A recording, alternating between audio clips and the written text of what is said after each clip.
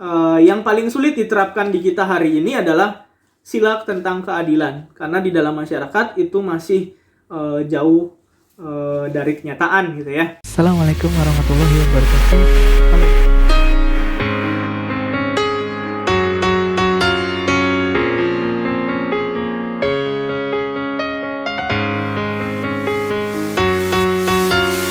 Jadi begini, yang tadi saya maksudkan sebenarnya kalian itu harus punya dasar pemikiran, ya. Misalkan tadi dikatakan apakah hukum itu tumpul ke atas, tajam ke bawah, itu benar nggak?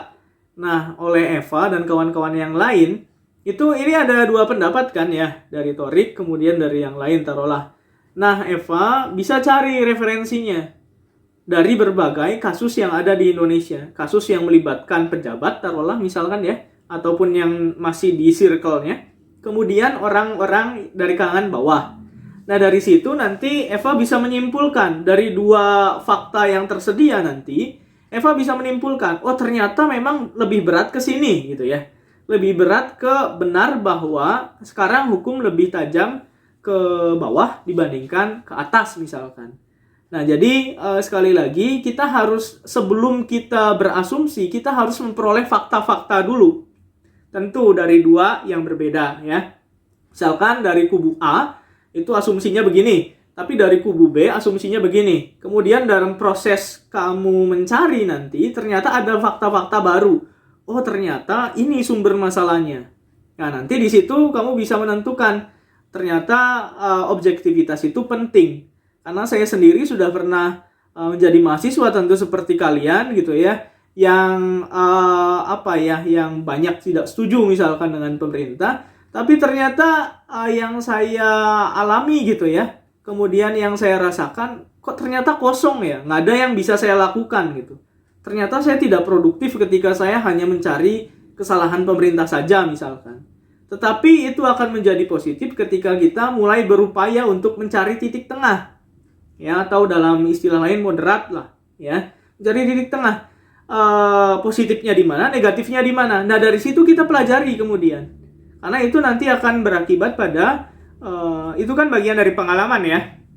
Nanti itu akan mempengaruhi juga kita ke depannya seperti apa. Cara pandang seseorang itu akan mempengaruhi perilakunya dalam kehidupan sehari-hari. Sekarang saya mulai mencoba menempatkan diri sebagai orang yang merdeka dalam tanda kutip ya, dalam mengomentari sesuatu, dalam artian ya saya punya pandangan tersendiri dari dua pandangan yang berbeda dan mencoba lebih arif lagi dalam menyikapi sesuatu.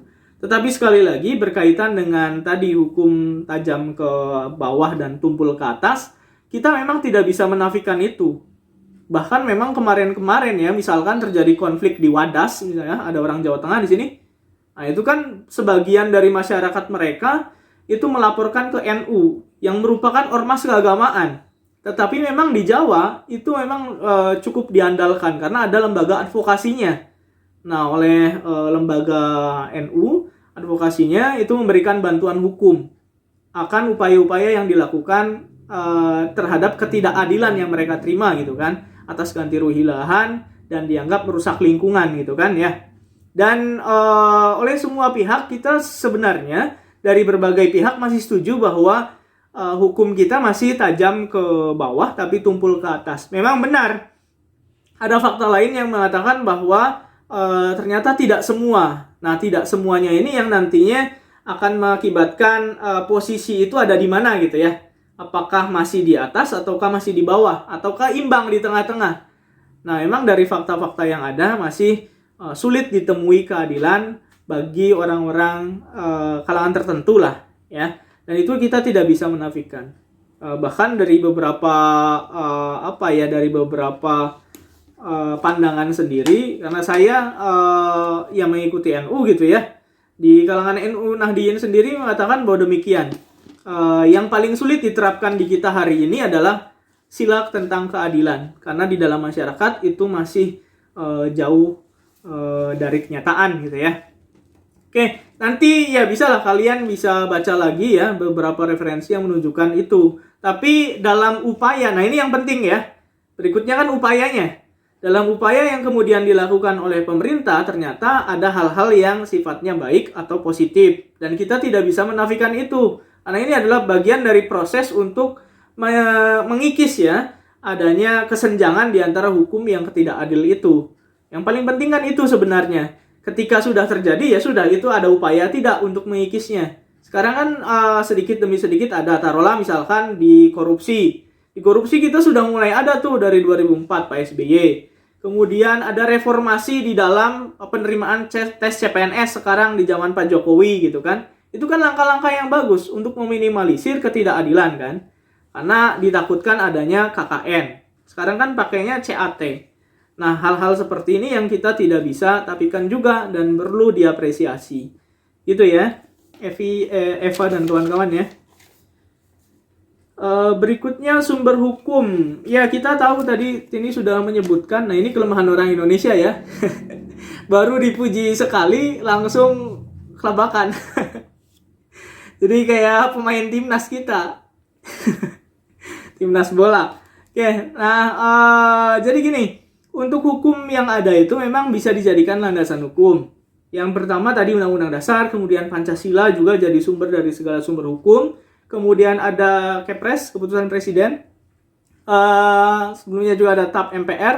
Kemudian ada Perpu gitu ya. Ada Perda tadi juga dijelaskan oleh Larso. Ada pemerintah daerah provinsi, ada juga pemerintah daerah kabupaten atau kota. Ya, bahkan sampai tingkat atau level bawahnya.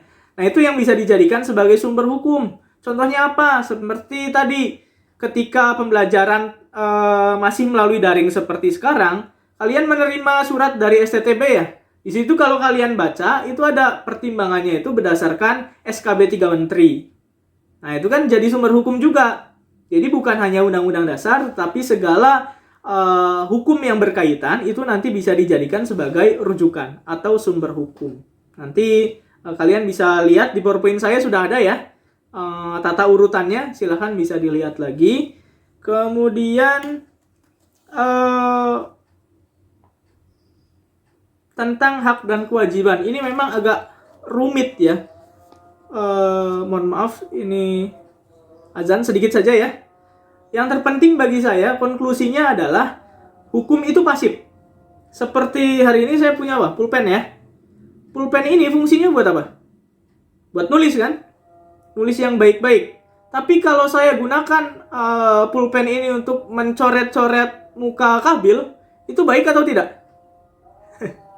Tidak. Begitulah hukum. Hukum itu pasif tergantung orang yang menggunakannya. Apalagi pasal-pasal karet. Ya. Jadi kita tidak bisa menyalahkan hukum. Taruhlah hukum Indonesia itu tidak baik atau apalah itu. Yang jelas hukumnya sudah ditentukan, itu baik. Fungsinya untuk kebaikan kan, ketertiban, keamanan gitu ya. Tetapi kalau hukum ini tidak digunakan dengan baik, tidak sebagaimana mestinya, sebagaimana fungsinya, maka implementasinya pun akan buruk. Jadi sekali lagi yang terpenting adalah tadi kesadaran masyarakatnya. Tetapi menarik adalah gagasan dari Thomas Lincona. Thomas Lincona mengatakan bahwa untuk menjadi sebuah karakter baik itu memang benar, kita harus tahu dulu apa yang dikatakan Eva tadi.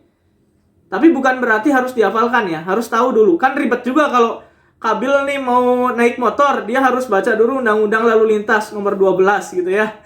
Kan ribet nantinya. Yang penting tahu dulu. Tahunya apa? Oh, ternyata harus bawa SIM, harus lengkap kendaraannya, harus menggunakan helm. Udah, di lampu merah berhenti. Udah, sejauh itu saja. Kemudian kalau sudah tahu atau moral knowing gitu ya, setelah itu adalah moral feeling. Sadar. Kita sadar bahwa apa yang kita ketahui itu harus dilakukan. Dan yang terakhir adalah untuk menjadi karakter baik harus dilakukan moral action. Ya.